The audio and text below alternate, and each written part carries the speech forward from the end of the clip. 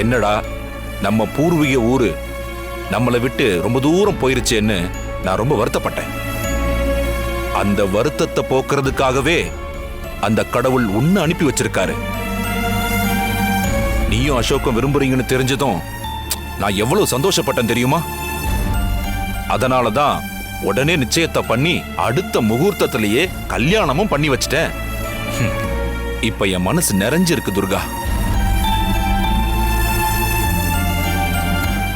ஐயா, இந்த சாதாரண வீட்டு ஏழை பொண்ண மனசார நீங்க உங்க மருமகளை ஏத்துக்கிட்டதுக்கு நான் தாங்க ஐயா புண்ணியம் பண்ணிருக்கணும். கடைசி வரைக்கும் உங்களுக்கும் இந்த குடும்பத்துக்கும் நன்றியோட இருப்பேங்கய்யா. இது போதும். அப்புறம் இன்னொரு முக்கியமான விஷயம் சொல்லுங்கய்யா. என் அனுபவத்துல சொல்றேன் துர்கா. ஒரு பொண்ணுக்கு கல்யாணமாகி புகுந்த வீட்டுக்கு வந்த உடனே எல்லார்கிட்டயும் சகஜமா பழக முடியாது. சின்ன சின்ன மனஸ்தாபங்கள் வரத்தான் செய்யும். வந்த இடத்துல யாரையும் விட்டு கொடுக்க கூடாதுன்னு எல்லாரும் நல்லாதான் பழகுறாங்கன்னு சொல்றது உன் பெருந்தன்மைய காட்டுதுமா.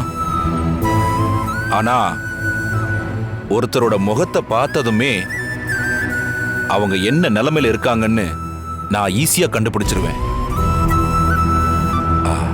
புது இடம், புது உறவுங்க மிங்கிலாகிறதுக்கு கொஞ்ச நாள் ஆகத்தான் செய்யும்.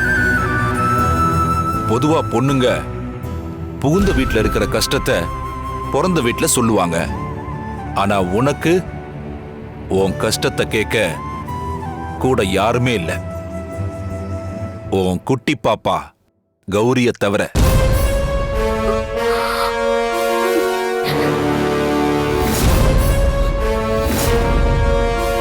புதுசா வந்த இடத்துல யார்கிட்ட என்ன பேசுறது எப்படி பேசுறதுங்கிற தயக்கம் இருக்கும்.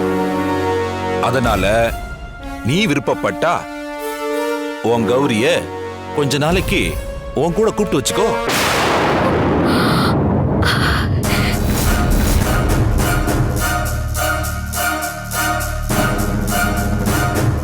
ஒரேடியா கூப்பிட்டு வச்சுக்கோன்னு சொல்றதுக்கு எனக்கு ஆசையாதாமா இருக்கு. ஆனா உன் ஊர்க்காரங்க விடணுமே. நீ மனசு வச்சா முடியும். ரொம்ப நன்றிங்கய்யா. நன்றி எல்லாம் எதுக்குமா? நீ சந்தோஷமா இருந்தா அதுவே எனக்கு போதுமா. சரிங்கய்யா.